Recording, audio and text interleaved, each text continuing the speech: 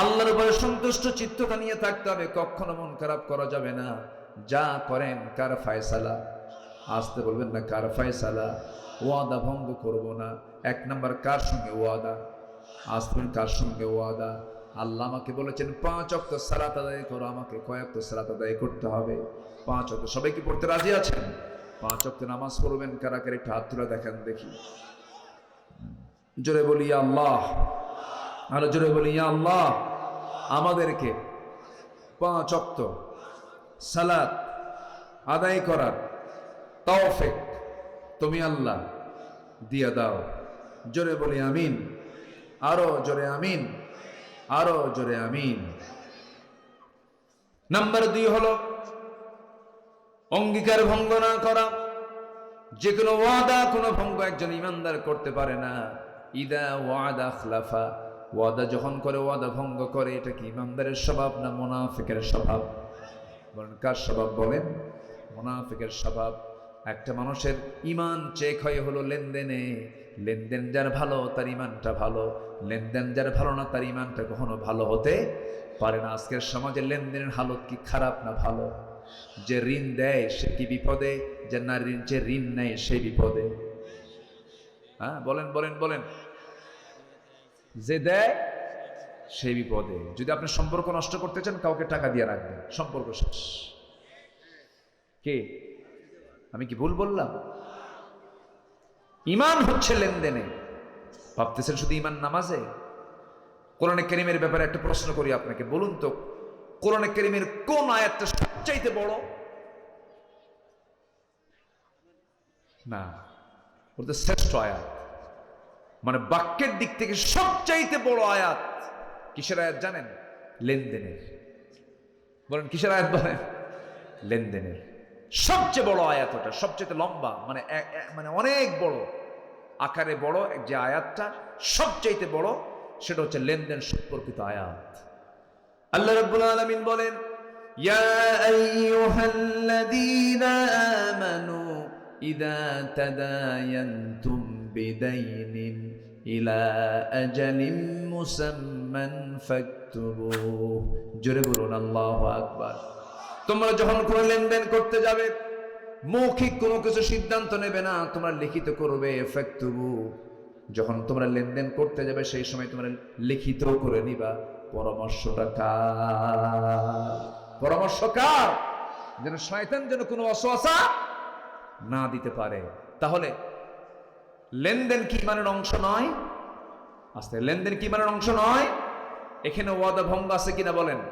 ওয়াদা ভঙ্গ আছে। ভাই আমি তোমাকে অমুক দিন টাকাটা দিয়ে দেব, তুমি আমাকে কিছু টাকা দাও। অমুক দিন দেয় না, তারপরে যায় সেই দিনও দেয় না, তারপরে দিন সেই দিনও দেয় না। 4-5 বার ঘোরার পর যে টাকা পায়, যে টাকা পাবে, একদিন ধমকের সুরে বলে ফেললো, ভাই তুমি কি আমাকে সত্যি টাকা দিবে না? জবাবে বলে, তুমি কি আমার কথার মেজাজের টের পাও না? মানে ও যে দেবে না এরকম করে বুঝাচ্ছে।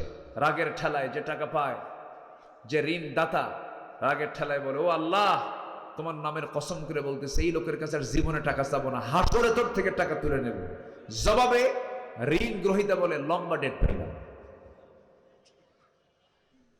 কি ডেট পাইলাম? কর, লম্বা ডেট পাইলাম। তাহলে বলেন আজকের সমাজে যে লোকটার ভিতরে যখন দেখবেন যে তার লেনদেনের সমস্যা, তার ইমানের সমস্যা আছে না নয়? ইমানদারের লেনদেনে কখনো সমস্যা হবে না। কারণ ইমানদার জানে 1 পয়সা ঋণ করে যদি কেউ মারা যায়, কিয়ামতের দিন তাকে আল্লাহ পাক আটকায় ফেলবেন, তার শাহাদাত পর্যন্ত বানচাল হয়ে যাবে। শাহাদাত, রক্ত দিয়ে জীবন দিয়ে শহীদ হয়েছিল, তার শাহাদাত পর্যন্ত ক্যান্সেল হবে শুধু ঋণ রেখে গেলে, লেনদেন ভুল করে গেলে।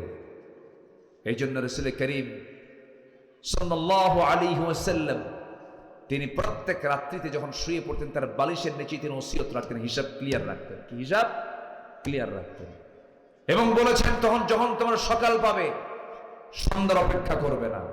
সন্ধ্যা যখন পাবে, ওয়াইদা আমসাইতা ফালা তানতাযিরিস সাবাহ ইদা আসবাহতা ফালা তানতাযিরিল মাসা। যখন সকাল পাবে, সন্ধ্যা ভাববে যে আমার নাও আসতে পারে। যখন সন্ধ্যা পাবে, তখন ভাববে আমার সামনের সকালটা নাও আসতে পারে।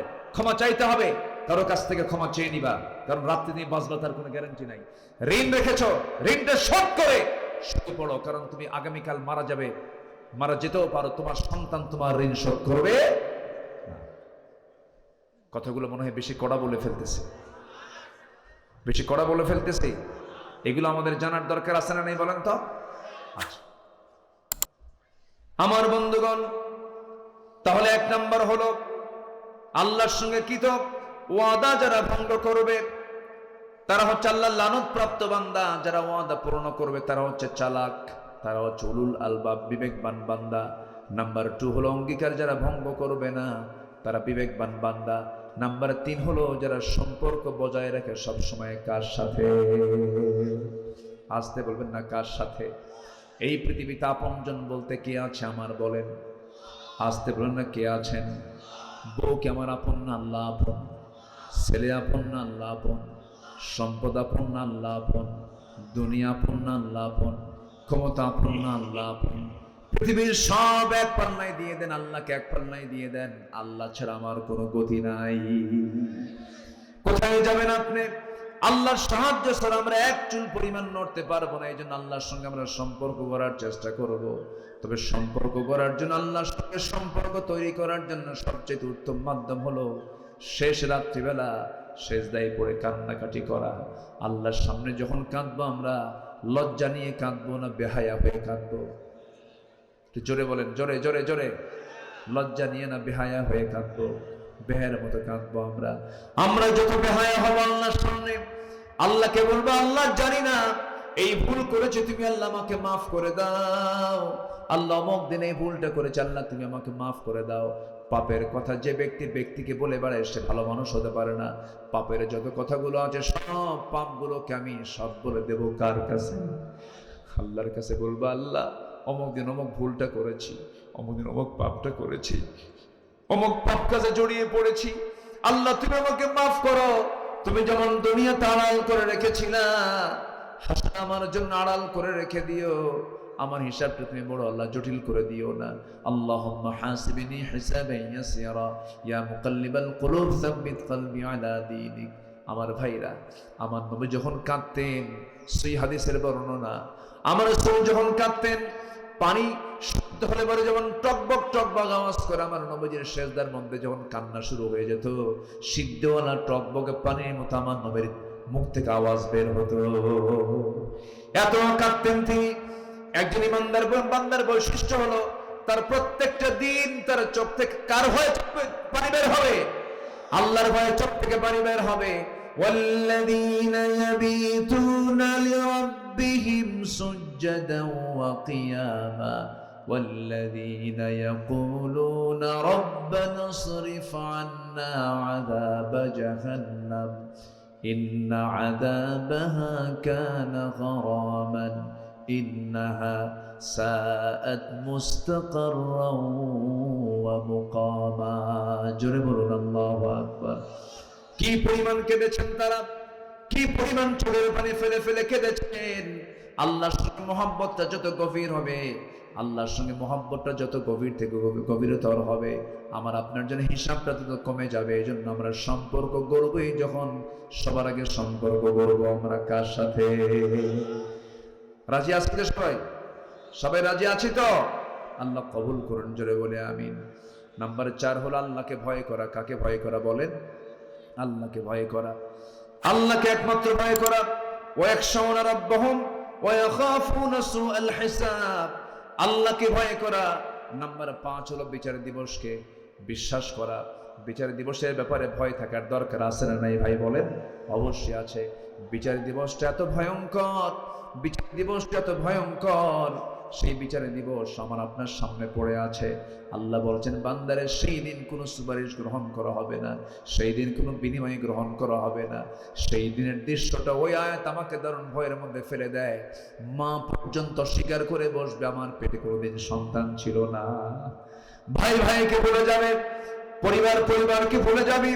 সেই কঠিন দিন, সেই কঠিন সময়ে আমরা যদি আমাদের আল্লাহর সঙ্গে সম্পর্ক যদি বজায় রাখতে পারি, সেই দিন সম্মানিত ফেরেশতা দিয়ে আল্লাহ রাব্বুল আলামিন আমাদেরকে আরশের আজিমের ছায়ার নিচে জায়গা দিয়ে দিবেন। জোরে বলে সুবহানাল্লাহ। আমার ভাইরা, বিচার দিবসকে ভয় করা উচিত। বিচার দিবস আছে না নাই? আসতে বলবেন না আছে না নাই? বিচার করবেন কে? আহকামুল হাকিমিন কে? বিচারপতি তিনি আমার কে? তিনি বিচার করবেন, তিনি সূক্ষ্ম বিচার করবেন। যা প্রাপ্তি তাই বান্দাকে বুঝায় দিবেন। সে আল্লাহর কাছে আমাকে আপনাকে যেতে হবে। এই জন্য আল্লাহর সঙ্গে সম্পর্ক আমরা বেশি করে গাঢ় করব। বিচার তো অবশ্যই হবে রে ভাই। আল্লাহ পাক আমাকে আবার জিন্দা করবেন, কবর থেকে আবার তিনি তুলবেন। এই কাফের মুশরিকরা, নাস্তিকের বাচ্চারা হাসিয়ান বলে, হুজুররা কি গাল গপ্প কয়। না না, গাল গপ্প নয় আমার বন্ধুগণ। আল্লাহ তাআলা আমাকে মৃত্যু করে আবারকে জিন্দা করতে পারেন না বলেন? আজ পারেন কিনা বলেন? অবশ্যই পারেন। প্রথম সৃষ্টি কিন্তু কঠিন, দ্বিতীয় সৃষ্টিটা কিন্তু দারুণ সহজ ব্যাপার। প্রথম সৃষ্টি যে আল্লাহ করলেন, সেই আল্লাহ আমাকে অবশ্যই দ্বিতীয়বার সৃষ্টি করতে পারবেন, এটাই স্বাভাবিক।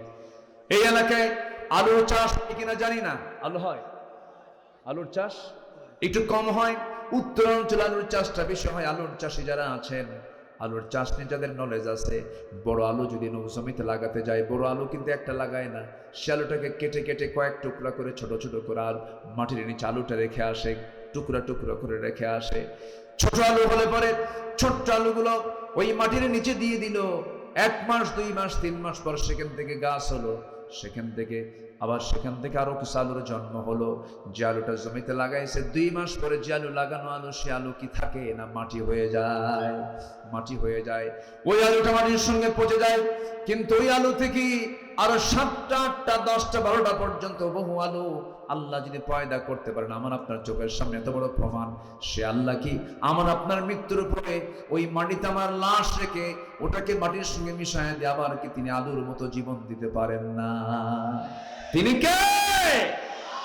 এই বিশ্বাস যার যত গাঢ়, তার বিবেক তত মজবুত থাকবে। বিবেকবান উলুল আলবাব, ইন্নামা ইয়াতাযাক্কারু ইল্লা উলুল আলবাব। আল্লাহ কবুল করুন, জোরে বলি আল্লাহু আকবার। ইন্নামা ইয়াতাযাক্কারু উলুল আলবাব। নাম্বার 5 হলো, নাম্বার 6 হলো সন্তুষ্ট চিত্তে সবর ধরা আল্লাহর প্রতি। সবর 3 প্রকার: সবরু আলা তাআহ, সবরু আনিল মাসিয়াহ, সবরু আলাল ইকদার। ধৈর্য শুধু এরকম না যে খালি বললি হলো আমি খুব ধৈর্যশীল। ধৈর্যের ফলাফল হলো বিপদে পড়ে তার অবস্থা কি, তখন বোঝা যাবে তার ধৈর্যটা কি, ঠিক কিনা? খালি বললে ভাই আমার খুব প্রচন্ড ধৈর্য আছে, এটা বললে হবে না। বিপদ আসার পরে ওই অবস্থায় তার ভূমিকা কি? ধৈর্য। আল্লাহ পাক প্রত্যেককে ধৈর্যশীল হওয়ার তৌফিক দান করুন। ইমানদার অধৈর্যশীল হয় না, ধৈর্যশীল হয়। যখন আপনি ধৈর্য হারিয়ে যখন রেগে যাবেন, তখন আপনার ইমান থাকবে না, ঝুঁকিপূর্ণ হবে, ঝুঁকিপূর্ণ হয়ে যাবে। ইমান যখন তখন টলমল করবে, যে কোনো সময় ইমান হেরে যাবে, ইমান শয়তান মেরে নিয়ে চলে যাবে। ইমানদার কখনো অস্থির চিত্ততা নিয়ে ধৈর্যহীন হতে পারে না। নাম্বার 7 হলো, আল্লাহ পাক নাম্বার 7 নিয়ে এসেছেন হলো নামাজ। ওয়াল্লাযীনা সাবারু বিতিগা ওয়াজহি রাব্বিহিম ওয়া আকামুস সালাতা। যারা নামাজ কায়েম করবে, যারা কি কায়েম করবে বলেন তো? নামাজ কায়েম করবে। আমরা কি সবাই নামাজ পড়বো না ইনশাআল্লাহ? এবং যারা দান করবে, ওয়ানফাকু মিম্মা রাযাকনাহুম সিররান ওয়া আলানিয়াতান। এবং যারা গোপন এবং প্রকাশ্যে দান করবে, কার পথে? আল্লাহর পথে। দান রাসূল এমন পরিমাণ করতেন, প্রবাহিত মানে বাতাসের মতো। বাতাস যেমন চলতেই থাকে, থামাথামি নাই, ঠিক তেমন আমার রাসূল যখন দান করা শুরু করতেন থামতেন না, শুধু দিতেন আর দিতেন, শেষ পর্যন্ত তার কাছে কিছুই থাকতো না। আল্লাহু আকবার বলেন। যারা গোপন প্রকাশ্যে যারা দান করবে, সব কিছু না কিছু অংশ? বলেন আমাকে আপনাকে আল্লাহ যে দান করতে বলেছেন, সব না কিছু? বলেন বলেন বলেন বলেন, সব না কিছু? সব না, কিছু কিছু অংশ। ওয়ামিম্মা রাযাকনাহুম ইউনফিকুন। আমি তোমাকে যে রিজিক দিয়েছি তা থেকে কিছু অংশ তুমি দাও। কার কথা?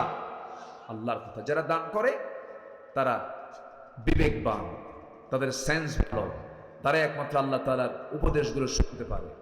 আচ্ছা, নাম্বার 9 হচ্ছে ভালো কাজের দ্বারা মন্দ কাজকে প্রতিহত করা। ভালো কাজের দ্বারা ওয়ায়াদরাউনা বিল হাসানাতি সাইয়্যাতা উলাইকা লাহুম উকুবাদ দার।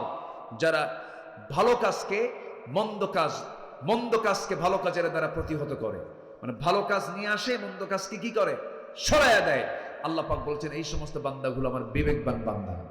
এই সমাজে ধরুন মদ আছে, মদ উল্টায় দিতে হবে। এই সমাজে সুদের কারবার, সুদ উল্টায়া যাকাত ভিত্তিক অর্থনীতি চালু করতে হবে। এই চিন্তা যাদের মধ্যে থাকবে, আল্লাহ পাক বলছেন এই সমস্ত বান্দার মধ্যে আমি আল্লাহ বলছি এরা হচ্ছে উলুল আলবাব, বিবেকবান। এদেরকে আমি আল্লাহ কখনো জাহান্নাম দেব না। শুধু জাহান্নাম তো দেবই না তা নয়, জান্নাতটা দেব, কিন্তু সেই জান্নাতটা তাদের জন্য অসামান্য প্রাপ্তি হবে। তারা শুধু একা যাবে না, সেই জান্নাতে তারা তাদের আব্বা আম্মা আত্মীয় স্বজন সহ জান্নাতে অনেক লোককে সে একসঙ্গে জান্নাতে নিয়ে চলে যাবে। কিন্তু এই সমস্ত আত্মীয় স্বজন বাপ মা জীবনটা হতে হবে শিরিকওয়ালা না শিরিক মুক্ত। শিরিক মুক্ত জীবন যদি গড়তে পারে, ওই সমস্ত বিবেকবান বান্দাকে আল্লাহ তাআলা এমন ক্ষমতা দান করবেন, সে শুধু নিজেই যাবে না, তার আত্মীয় স্বজনকে নিয়ে জান্নাতে চলে যাবে।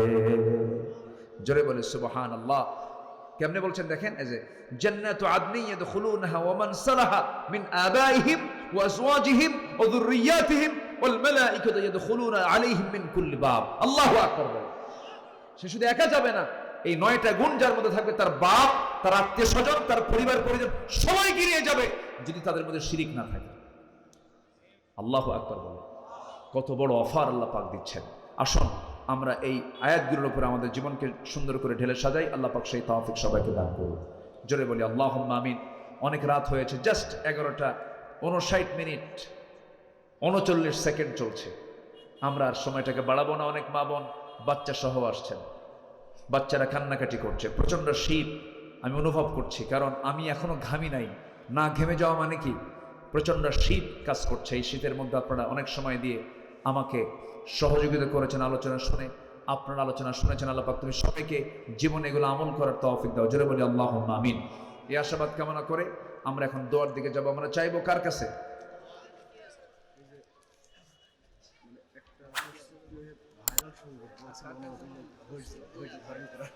জি, আমি তো যেতে বলি না, আমরা দোয়া করি একসাথে, একসাথে দোয়া করে যাই। আব্বা আম্মা আত্মীয় স্বজন সবাই অনেকের দুনিয়া থেকে বিদায় নিয়েছেন, আমরা সবার জি জি আমরা সবাইকে নিয়ে আমরা একসঙ্গে দোয়া করে এরপর আমরা এখান থেকে বিদায় নেব। জোরে বলি ইনশাআল্লাহ। অনেকে গজল শুনতে চেয়েছেন না? আচ্ছা দেখা যাক। জি,